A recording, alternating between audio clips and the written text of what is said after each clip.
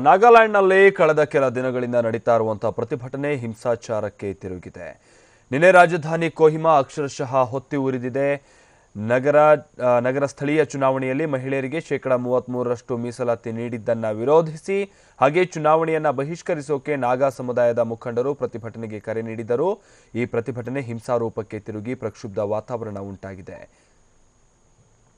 ಸಾವಿರಾರು ಪ್ರತಿಭಟನಾಕಾರರು ಪುರಸಭೆ ಮತ್ತು ಜಿಲ್ಲಾಧಿಕಾರಿಗಳ ಕಚೇರಿಗೆ ಮುತ್ತಿಗೆ ಹಾಕಿ ಅಲ್ಲಿ ಧ್ವಂಸ ಮಾಡಿದ್ದಾರೆ. ಜೊತೆಗೆ ಸರ್ಕಾರಿ ಕಚೇರಿಗಳಿಗೆ ಬೆಂಕಿ ಇಟ್ಟು ತಮ್ಮ ಸಿಟ್ಟನ್ನ ಹೊರಹಾಕಿದ್ದಾರೆ. ಇದರಿಂದ ಕೋಹಿಮಾದ ಕೆಲ ಸರ್ಕಾರಿ ಕಚೇರಿಗಳು ಧಗಧಗನೆ ಹೊತ್ತಿ ಉರಿದಿದೆ. ಇನ್ನು ಕೆಲ ದಿನಗಳ ಹಿಂದೆ ನಡೆದಂತ ಪ್ರತಿಭಟನೆಯಲ್ಲಿ ಪ್ರತಿಭಟನಾಕಾರರು ಹಾಗೆ ಪೊಲೀಸರ ನಡುವೆ ಘರ್ಷಣೆ ನಡೆದಿತ್ತು. ಈ ಸಂದರ್ಭದಲ್ಲಿ ಪೊಲೀಸರು ನಡೆಸಿದಂತ ಗುಂಡಿನ ದಾಳಿಗೆ ಇಬ್ಬರು ಯುವಕರು ಸಾವನ್ನಪ್ಪಿದ್ದರು. ಇವರು ಸಾವನ್ನಪ್ಪಿದ ಬಳಿಕ ಪ್ರತಿಭಟನೆಯ ಕಾವು ಮತ್ತಷ್ಟು ಹೆಚ್ಚಾಗಿದೆ.